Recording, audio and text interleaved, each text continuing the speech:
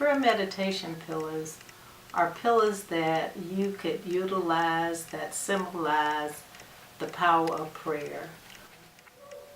God gave me the vision of a prayer pillow. I lost my son to homicide in 1998.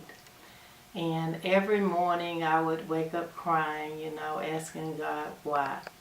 But I recall when I would awaken, I would be clenching a pillow from my sofa. And I got the vision of a prayer pillow, because when you're going through something, you need something to hold on to. No matter how strong your faith is, or people telling you to pray or to read the scripture, you don't want to hear that during the time that you're really going through something that has really affected you emotionally. So therefore, holding on to this pillow and getting a vision of a prayer pillow, I was also given the vision of sketching out the pillow. And I took a piece of paper and I just sketched out what I saw.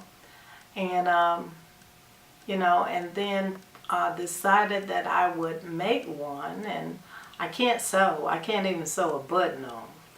But I tried to make one, but I wasn't successful at doing it. And I put it down, and 10 years later, it came back to my remembrance because I was stricken with a very crucial disease called polymyositis, which affects 1 out of 100,000. It's a muscle disease. And it had me to the point where I couldn't walk for 2 years.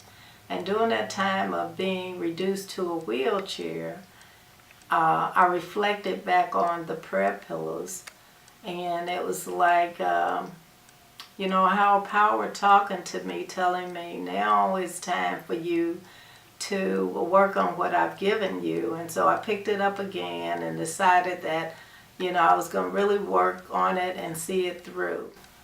So I found a company that could do the design the way that I wanted it, and got to work on it. Okay, it's called polymyositis, which affects every muscle in your body. And by it affecting every muscle in my body, I went from being very fatigued to stumbling and falling to walking with a cane to not walking at all before it was discovered as to what was wrong with me. And even, going through that situation and clenching onto the prayer pillow, I would ask God, why me? Why did I have to get this disease? It is said that it hits 1 out of 100,000. Why did I have to be the one? And it was like, why not you? And then I had to think about it.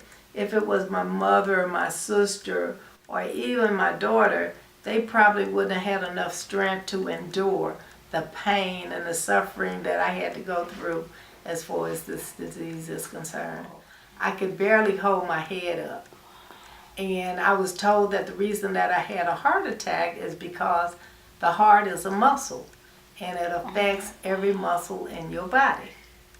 And so, I went through all of that, but yet it's still, after going through that, I made a plea, and that plea was, please don't let me die.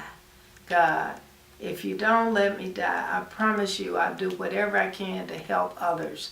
So with this prayer ministry, that is a part of me helping others. And, people don't understand. You have a lot of people, some people talk church or whatever, and they sing songs, but they don't really mean what they're saying. A lot of people say, Lord, I'm ready, just take me. Whenever you want to, I'm ready. They don't really mean that, because I got to the breach of death.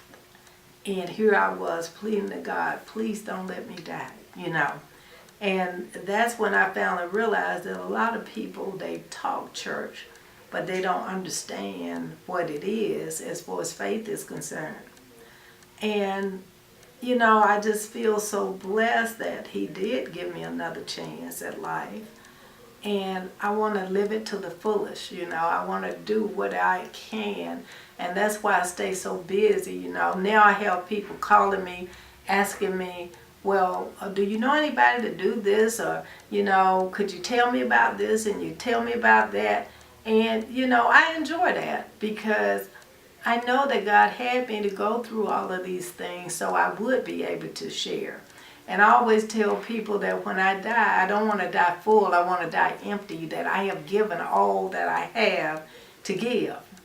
And so, telling the story, I don't have a problem with it.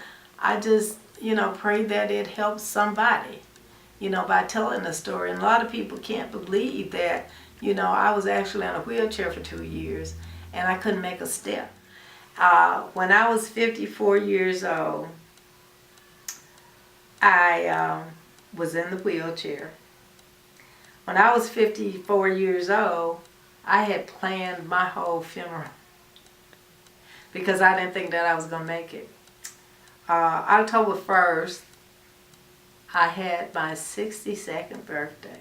And so my motto is to live life to the fullest.